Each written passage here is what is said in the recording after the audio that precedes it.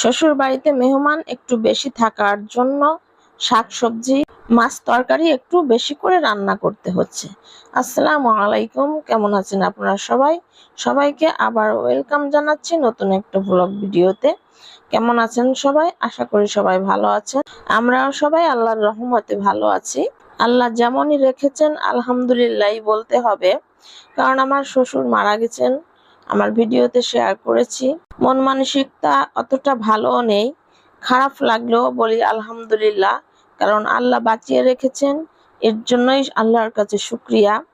কার আয়ু কতদিন, কে কতদিন আমরা এই পৃথিবীতে থাকবো আমরা কেউই জানি না। আমার শ্বশুরের অনেক আত্মীয় স্বজন এসেছেন, এখনো আছেন, যার কারণে বেশি একটু সবজি মাছ রান্না করতে হচ্ছে। আমি কুমড়ো শাক ভাজি করে নিলাম, আর এদিকে ভাতটাও বসিয়ে দিয়েছি।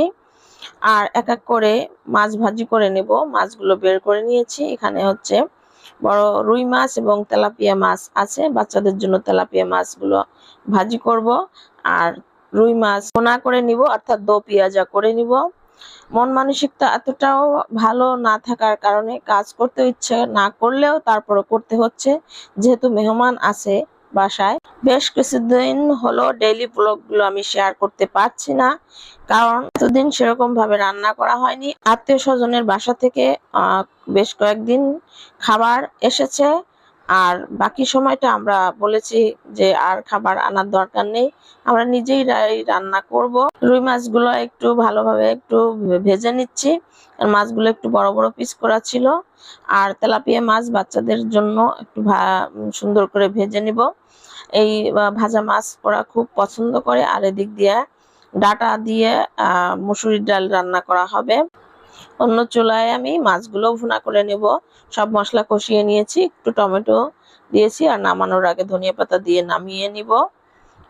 এই ধনিয়া পাতাগুলো আমার শাশুড়ির সবজির বাগানে হয়েছে। শুধু ধনিয়া পাতা না, শাক সবজির অভাব নেই। কুমড়ো শাকগুলো এনে আমরা ভাজি করেছি। আর এদিক দিয়ে ডাটা ডাল দিয়ে রান্না করব। এটাও সবজির বাগানের, কোনো সবজি কিনতে হয়নি। বাড়ির আশপাশের সবজি আত্মীয় স্বজনের বাড়ি থেকে অনেক সময় সবজি দিয়ে যায়, তো সেগুলোই রান্না করা হয়। আর ওদিক দিয়ে ডাল এবং ডাটা দিয়ে আমার যা রান্না করছে, সেটা আমার জায়ের রেসিপিটা, সে মাছ ছাড়া ডাটা দিয়ে মসুরি ডাল দিয়ে রান্না করছে। আমিও ভিডিও করে নিলাম। 2-3টে রান্নার আইটেম হয়ে গেছে, দুপুরে খাওয়ারও সময় হয়ে গেছে, তো এদিক দিয়ে মেহমানদেরকে খাবারটা দিয়ে দিলাম। আর রাতের জন্য আরো 2 আইটেম রান্না করব।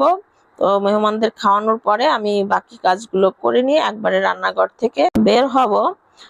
ভেন্ডিগুলো আমি ভাজি করার জন্য কেটে নিয়েছি, তো এগুলো রাতের জন্য ভেন্ডি আমি ভেজে নিয়েছি। আর এখানে মাছের ডিম ছিল, তো মাছের ডিমটাও আমি ভেজে নেব। মাছের ডিম সুন্দর করে একটু চাকচাক করে ভেজে নেব, যাতে বাচ্চারা খেতে পারে। আর আমার ছেলে আলবি, সে তো এই ডিম ভাজি এমনিতেই বাটিতে করে খেতে পছন্দ করে। মাছের ডিম যে কোনো ভাবে রান্না করা যায়, অনেক ধরনের রেসিপি মাছের ডিম দিয়ে করা যায়। মাছের ডিম ভুনা, তারপরে ঝোল রান্না করা, দো পেঁয়াজও করা, এবং ঝুরা ঝুরা করে ভাজা, কাঁচামরিচ পেস্ট দিয়ে ভাজা, যে অনেক রকমের করা যায়। এবং মাছের ডিমের যে কোনো আইটেম, যে কোনো রেসিপি খুবই মজার হয়। আর আমি এখানে সবগুলো ডিম একসাথে হাতে কচলে সুন্দর করে আদা রসুন লবণ হলুদ মরিচের গুঁড়া একসাথে দিয়ে তারপরে হচ্ছে আমি ভেজে নিচ্ছি। ভাজার পরে ছোট ছোট করে চাকচাক করে কেটে নিব। আর এই ভাজাটা বাচ্চারা অনেক মজা করে খেয়ে নেবে। সুপ্রিয় দর্শক, পুরো ভিডিও জুড়ে যারা ছিলেন তাদেরকে অসংখ্য ধন্যবাদ। আজ এখানে বিদায় নিচ্ছি। ভালো থাকবেন আপনারা সবাই। সবাইকে আল্লাহ হাফেজ। আসসালামু আলাইকুম।